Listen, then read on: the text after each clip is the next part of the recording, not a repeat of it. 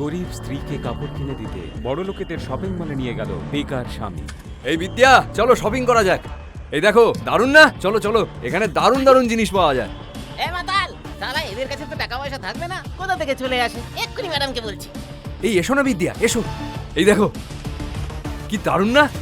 দারুণ দারুণ ডিজাইনার জামা কাপড় পাওয়া যায়। এত দামি জায়গা। ম্যাডাম, কিছু দড়িবাজ লোক এসছে, 1 নম্বরের মাতাল ছেলেটা আমার বস্তিতেই থাকবে।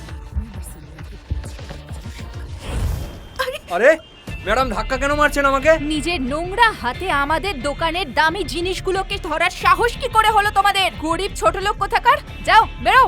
ম্যাডাম, আমরা জামা কেনার জন্যই তো দেখছিলাম। হ্যাঁ, কেনার ক্ষমতা তো নেই তোমাদের, এভাবে বাইরে দাঁড়িয়ে থাকারই যোগ্য তোমরা দুজন।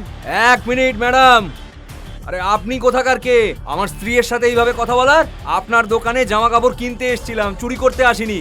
আপনার কাজ হচ্ছে জামা কাপড় দেখানো, তাই চুপচাপ নিজের কাজ করুন। চলুন, জামা কাপড় দেখান। এসো বিদ্যা। ফুটপাতে যারা শুয়ে থাকে তারা আমাদের স্টোরে এসে ব্র্যান্ডেড পোশাক কিনবে? রাস্তার ধারের ঠেলা গাড়ি থেকে পোশাক কেন। আর এমনিতেও ব্র্যান্ডেড পোশাক কেনার মতো যোগ্যতা তোদের দুজনের নেই। এবার তো আমি এখান থেকেই জামা কাপড় কিনবো, আর অনেকগুলো কিনবো। মনে হচ্ছে সোজা কথা তোদের মাথায় ঢুকছে না। আমাদের স্টোরের দামি ব্র্যান্ডেড পোশাক ট্রাই করা তো দূর, তোরা সেগুলোয় হাতও দিতে পারবি না। মনে হচ্ছে এই ছোট লোকগুলোকে শিক্ষা দিতেই হবে। Security, yes madam. এই ভিখিরিগুলোকে এখানেই বাইরে দাঁড় করিয়ে রাখো, আর যদি ভেতরে ঢোকার চেষ্টা করে না তাহলে পুলিশ ডেকে জেলের হাওয়া খাওয়াবো। চল ফট এখান থেকে, চল এই চল বাড়ি যা, ভাগ এখান থেকে। আমার তো মনে হচ্ছে তুই এখানে চুরি করতেই এসেছিলি, আর তোকে আজকে আমি এমন মার মারবো না, একদম সোজা হয়ে যাবি। এই, তুই মারবি আমাকে?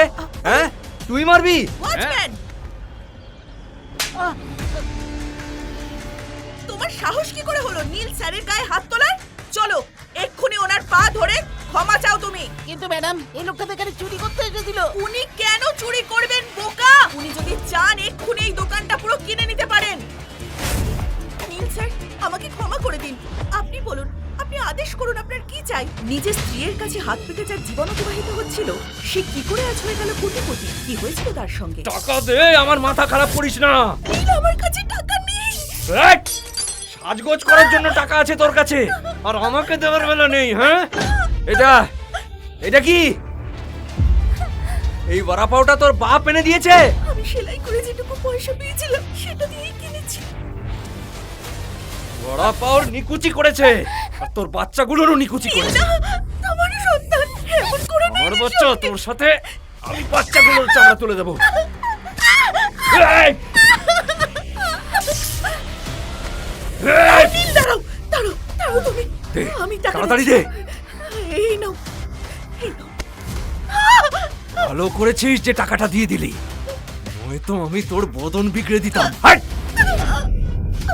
এই দুর্বিষহ জীবনটাকে শেষ করতেই হবে আমায়। ক্ষমা করিস তো। মা তোদের দুজনকে খুব ভালোবাসে।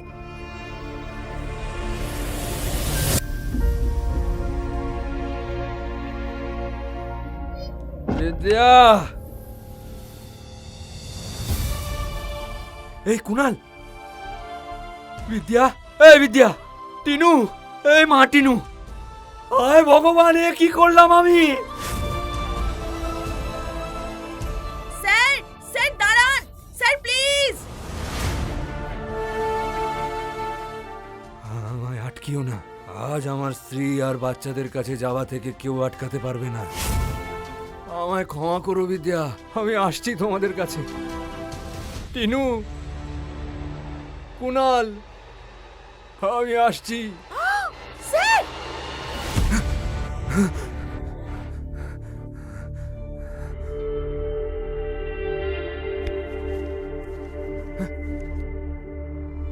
আমি বেঁচে আছি?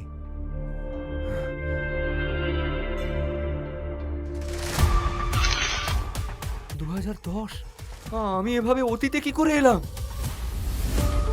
2032 থেকে 1 লাফে সোজা 2010-এ। এটা সময় তো ঠিকই চলছে, তাহলে আমি অতীতে এলাম কি করে?